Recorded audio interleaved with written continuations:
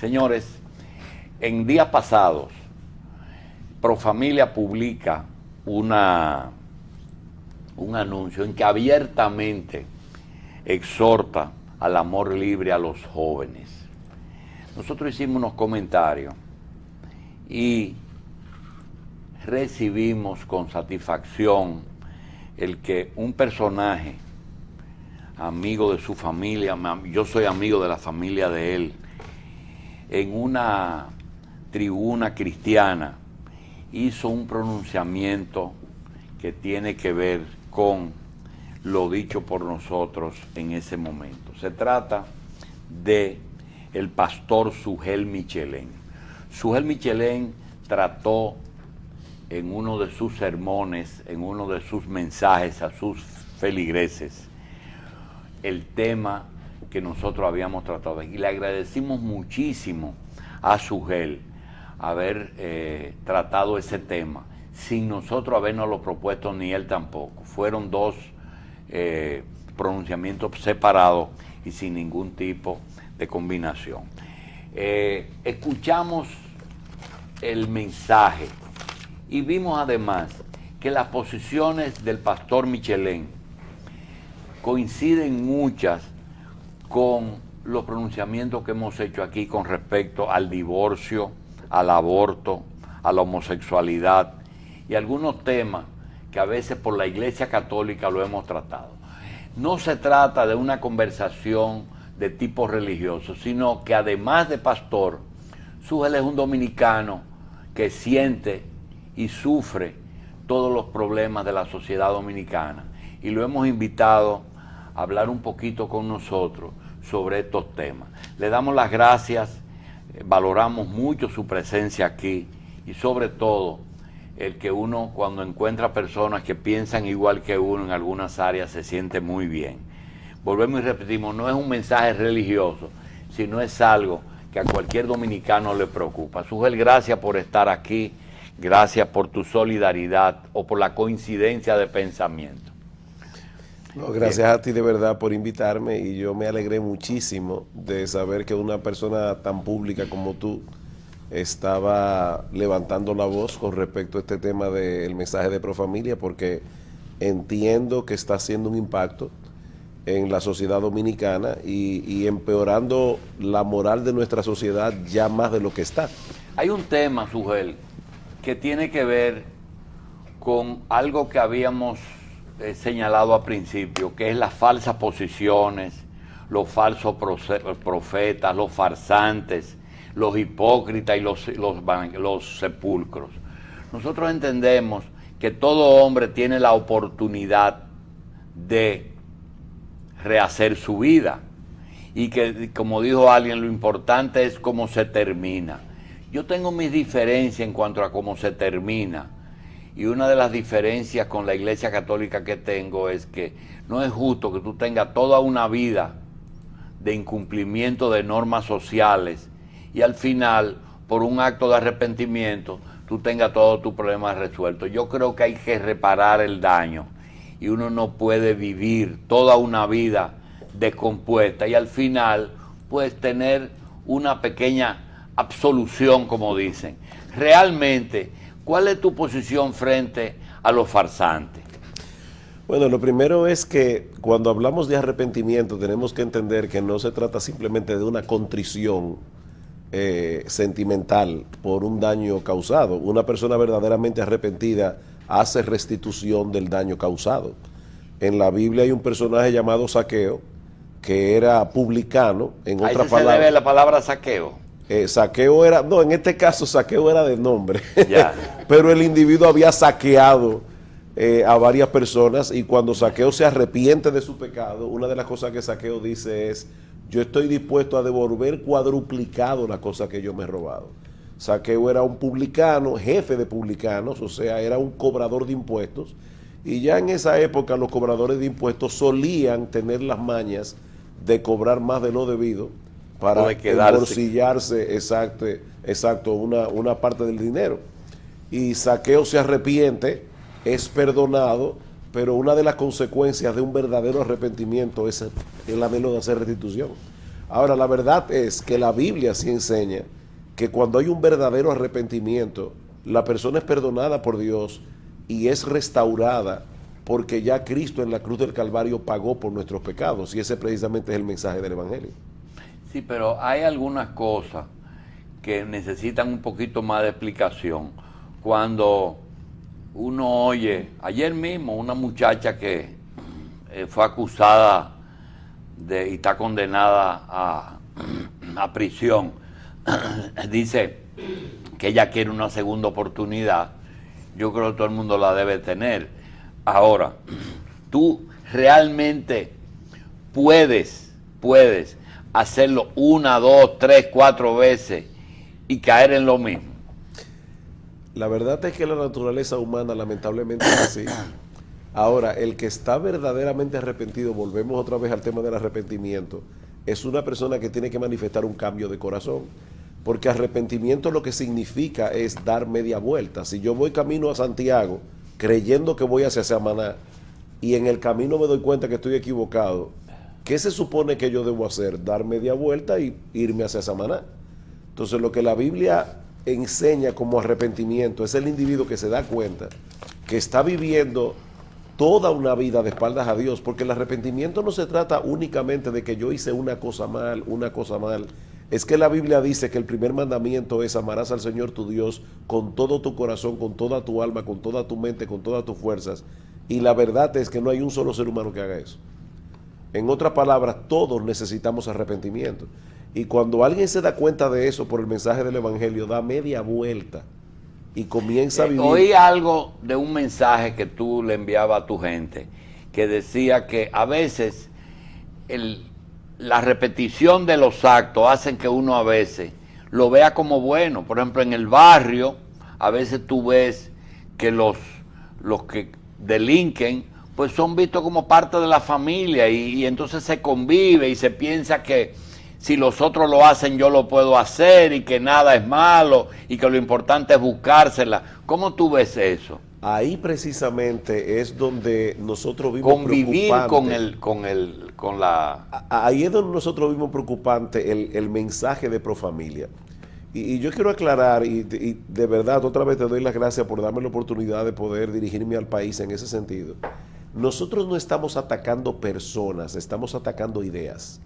O sea, yo no estoy aquí evaluando ni la moral, ni las intenciones de la gente de Profamilia, ni de los que diseñaron esta campaña publicitaria. Yo estoy diciendo que la idea que ellos están vendiendo es una idea peligrosa, y no solamente peligrosa, Julito, es una idea que va en contra de lo que nuestra Constitución establece. Porque nuestra Constitución establece que los padres son los que tienen la patria potestad, son los que tienen el derecho de establecer la manera como van a educar a sus hijos, son los que tienen el derecho de establecer las normas bajo la cual su familia se va a desenvolver. Y este anuncio de Profamilia, el problema grave que tiene, o uno de los problemas, aparte de promover el sexo libre, como tú bien señalabas, es que le pasa por encima de la cabeza a los padres. Llega directamente a los jóvenes y está diciendo en una manera muy sutil: no te lleves de lo que tus padres dicen, tú tienes derecho a tener relaciones sexuales cuando lo quieras, como lo quieras. Y con quien quieras. Y con quien tú quieras. Imagínate una jovencita de 12, 13, 14 años que todavía no sabe muy bien qué es lo que quiere en la vida, entregando su cuerpo a una acción que va a tener repercusiones, porque el sexo, la Biblia no presenta el sexo como algo pecaminoso en sí mismo. Dios creó el sexo, Dios creó los órganos sexuales, y increíblemente, a pesar de que muchas personas tienen un concepto equivocado del cristianismo en ese sentido, la Biblia promueve una sana relación sexual entre los esposos. Hay un libro entero de la Biblia llamado Cantar de los Cantares, dedicado al amor sexual entre un hombre y una mujer casados. De lo que estamos hablando aquí es que el sexo es más que un acto animal. El sexo conlleva un compromiso. Es el hombre y la mujer que se han entregado por entero en todos los aspectos de la vida a través del matrimonio, y que por lo tanto, cuando tienen relaciones sexuales, ellos están mostrando allí un aspecto de toda una vida de compromiso. Pero una jovencita de 12, 13, 14 años no tiene la capacidad de evaluar eso, está entregando su vida, está comenzando una vida sexual antes de tiempo. Y nosotros creemos que ese mensaje de Profamilia a la larga le va a hacer daño a la misma vida sexual y emocional de esa joven o de ese joven que están comenzando antes de tiempo. Pero lo paradójico es que ellos promueven el amor libre, pero fomentan el aborto, que es inexplicable.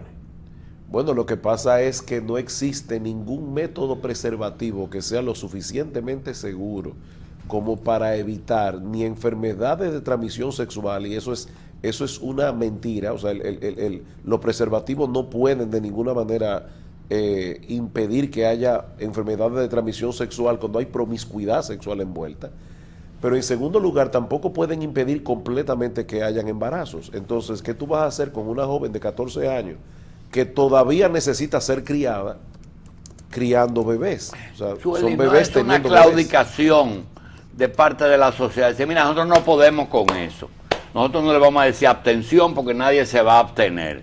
Que le den, que den para adelante, que usen preservativo, y si salen en estado que se hagan el aborto, pero nosotros no le podemos decir a los jóvenes que no tengan sexo porque van a tener sexo. Bueno, entonces vamos a tener que hablar. Tú hablabas hace un rato acerca de los banqueros y hablabas de la irresponsabilidad y hablabas de la corrupción. Todo el que pueda, que se la busque. Entonces vamos a tener que llegar a la misma conclusión con respecto a la delincuencia, con respecto al robo, a la corrupción estatal, a la corrupción empresarial, porque lamentablemente siempre se habla de corrupción estatal y gubernamental, pero hay corrupción a todos los niveles.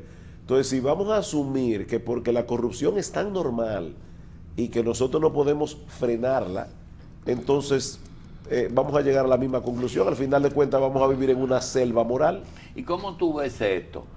A veces tú ves que se sube un cardenal al púlpito, o un pastor, Jimmy Swaggart, Yogra, y ahí sale, coge un carro y se pone a hablar con prostitutas y a contratarla. Y tú dices, pero ¿cómo es posible que ese hombre sea tan farsante de decir eso, llorar, invitar a eso, entonces irse y pararse a invitar prostitutas a subir al carro? O el cardenal, o el de Inglaterra, que no fue al cónclave, pues le dijeron, no venga porque tú tienes una vida que no es ejemplar. O un obispo de Estados Unidos le dice, mira, el problema es que cuando viene una muchacha embarazada por un obispo, el obispo dice, mira, toma, ve y resuelve tu problema, como tú quieras, un aborto, pero se sube en el púlpito y dice, el aborto es qué sé yo qué sé yo cuánto contra...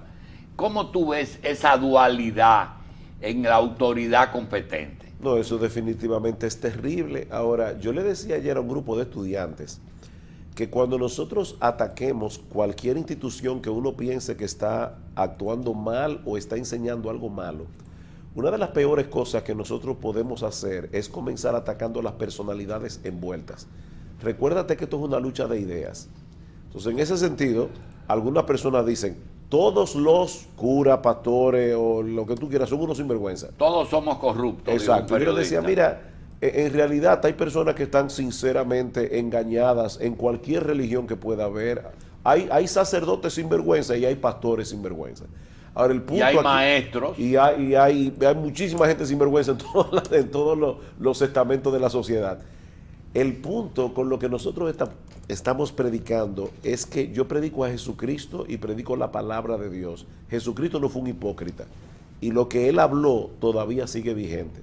Entonces yo presento a las personas con Cristo, no con respecto a aquel individuo, aquel otro, porque cualquiera puede fallar, pero el cristianismo sigue siendo veraz y las normas morales que el cristianismo promueve siguen siendo normas morales aceptables. Pero es posible tener una vida digna sin estar afiliado a una iglesia, andar con una Biblia predicándosela a todo el mundo. Es posible. Sí es posible, pero es difícil. No solamente que es difícil, es que Dios ha establecido en su palabra cómo se supone que el cristiano debe vivir.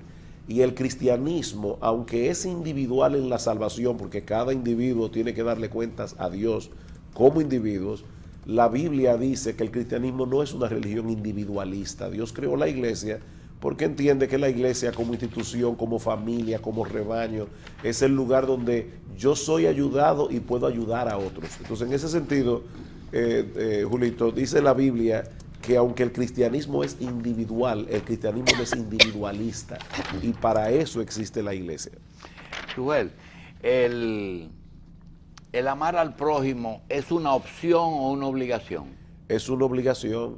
La Biblia dice que toda la ley y los profetas, y eso es una forma de Cristo decir, todo lo que la Biblia enseña, en otras palabras, se resume en esos dos mandamientos. La felicidad es un derecho humano. Es un derecho humano, Dios nos hizo para ser felices. Para todos. Sí, para todos, pero lamentablemente el hombre ha dañado la creación de Dios a través del pecado, queriendo establecer normas diferentes a las de Dios. ¿Y por qué le dio libre albedrío si él sabía lo que iba a pasar? Por una razón muy sencilla, porque Dios creó al hombre para amarlo y para que el hombre lo amara a él. Y es imposible que haya amor donde no hay libertad. Yo te voy a dar un ejemplo. Demasiado poder entonces. No, yo te voy a dar un ejemplo muy sencillo. Yo no puedo decir que mi computadora me ama tanto que cada vez que yo le doy a Power, ella se enciende.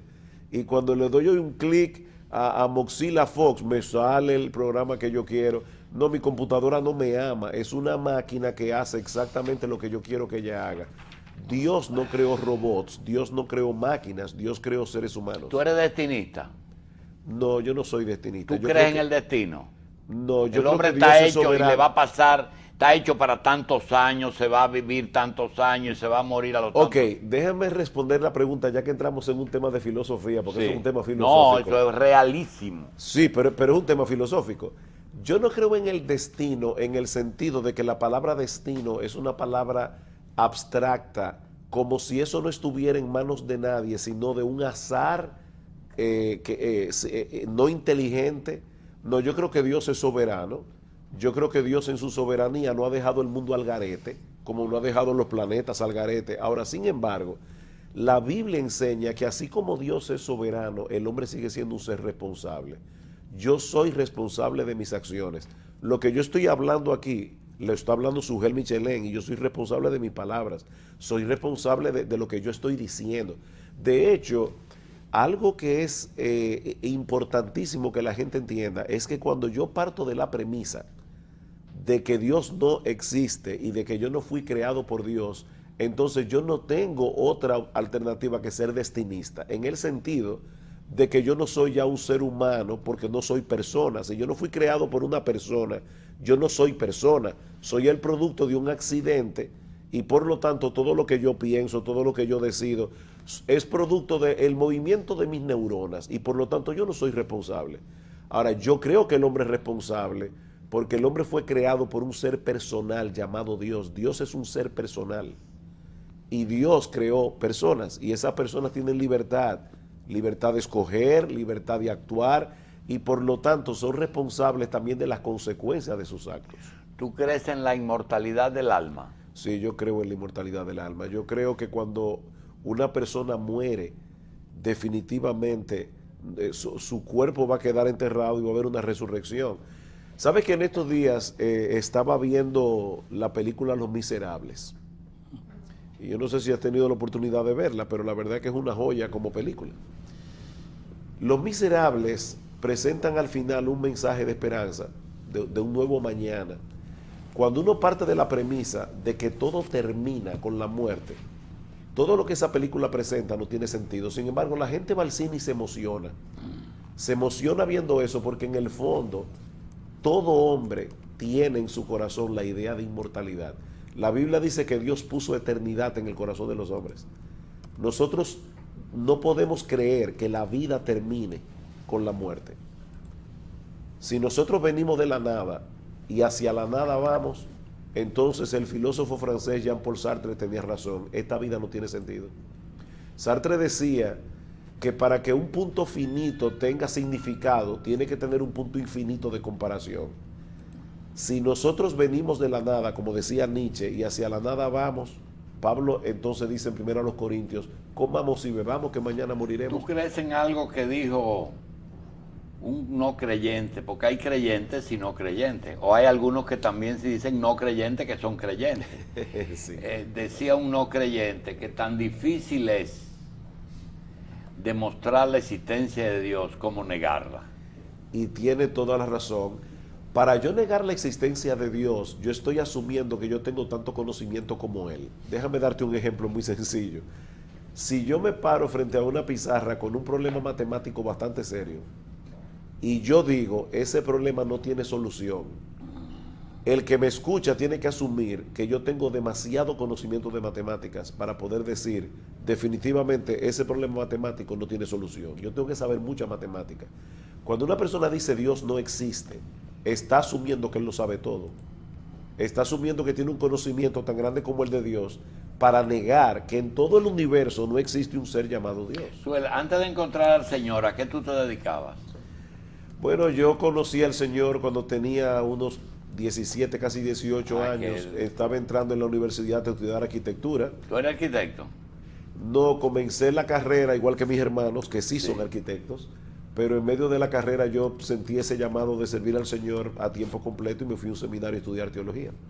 ¿Qué hizo que tú optaras por una religión cristiana no católica? Bueno, la verdad es que yo no era nada cuando yo conocí al Señor. Yo vengo de una familia palestina. Mi papá era un agnóstico, mi mamá era una católica muy entregada a su religión, pero mis hermanos y yo tendimos más bien hacia mi papá. O sea, nosotros nos hicimos completamente agnósticos desde que yo tengo uso de ¿Qué es razón. agnóstico? Una persona que no cree que la verdad no puede ser conocida. O sea, yo llegué a la conclusión de que era imposible que uno pudiera conocer verdades absolutas. Sin embargo, en mi mente y en mi corazón yo tenía el anhelo de conocer la verdad. Y desde los 12, 13, 14 años, tanto mis hermanos y yo comenzamos a leer libros de filosofía, a leer sobre todo filósofos existencialistas, hasta que un día mi mejor amigo me habló del Evangelio y yo comencé a leer la Biblia. Y de esa manera llegué a la conclusión de que la Biblia era la palabra de Dios, de que Jesucristo era Dios encarnado, que murió en una cruz por mis pecados, y de esa manera yo creí en el Evangelio. O sea, que no fue simplemente, no fue que yo escogí entre una religión y otra, es que leyendo la palabra de Dios. Es decir, tú no fuiste el caso del hombre que le entregó su cascarón a Dios. Es decir, esa gente que ya cuando están viejos, cuando no pueden nada, entonces encuentran al Señor. No, le doy gracias al Señor que me hubiera gustado convertirme antes, pero definitivamente el hecho de Antes haber de los conocido al 17 Señor, años. Sí, de verdad. Pero aún así le doy muchas gracias al Señor de que me haya encontrado cuando yo no lo estaba buscando. Precisamente a esa edad creo que me libró de muchas cosas. Y además ¿Alguna de que cosa antes de irnos, Sugel? ¿Tú crees en el divorcio? Bueno, la Biblia dice que el divorcio es una maldición. La Biblia dice que el divorcio es una tragedia. Yo creo que nuestra sociedad está sufriendo los embates de muchas familias destruidas. Sin embargo, Cristo dijo claramente que el divorcio no estaba permitido excepto por causa de adulterio. En otras palabras, cuando hay un adulterio envuelto, la parte inocente que fue afectada tiene el derecho, no necesariamente el deber. Esa persona puede decidir perdonar al cónyuge y seguir adelante con su matrimonio, pero tiene el deber, tiene el derecho, perdón, de divorciarse si así lo desea, porque Dios mismo le da Eso en ese caso derecho. del divorcio. En el caso del aborto, ¿cuál es tu posición? Yo creo que el tema del aborto... Porque yo oí algo que tú dijiste, ¿por qué no condenan al violador y entonces condenan al feto? Exacto, porque yo creo que tan pronto hay una concepción, lo que se está formando allí es un ser humano. Y yo creo que el aborto es un crimen, es un asesinato, no importa la etapa de desarrollo del bebé. Ahora, déjame hacer una aclaración con respecto al tema del aborto, porque tiene que ver mucho con el tema de Profamilia otra vez. Si nosotros estamos promoviendo que los jóvenes tengan sexo solamente usando un preservativo, vamos a tener cada vez más adolescentes embarazadas que van a optar muchas veces por el aborto.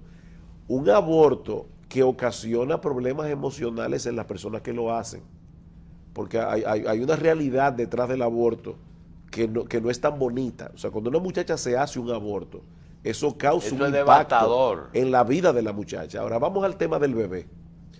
Vamos a suponer que las personas nos dicen a nosotros, los legisladores, las personas que están discutiendo este tema, nosotros no sabemos con seguridad cuándo un feto, una cosa, se convierte en persona. y por lo tanto podemos abortar el bebé. La pregunta mía es, ¿la duda no debería llevarnos a proteger la vida?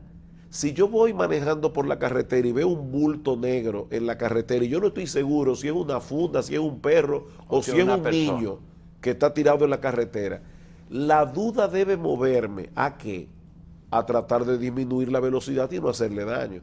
Entonces, si todavía hubiera dudas, yo no tengo dudas de que el feto es un ser humano porque la Biblia así lo presenta, pero si todavía hubiera duda, mi punto es, la duda deberíamos movernos a proteger a la vida. Entonces, un violador viola a una muchacha, eso es terrible.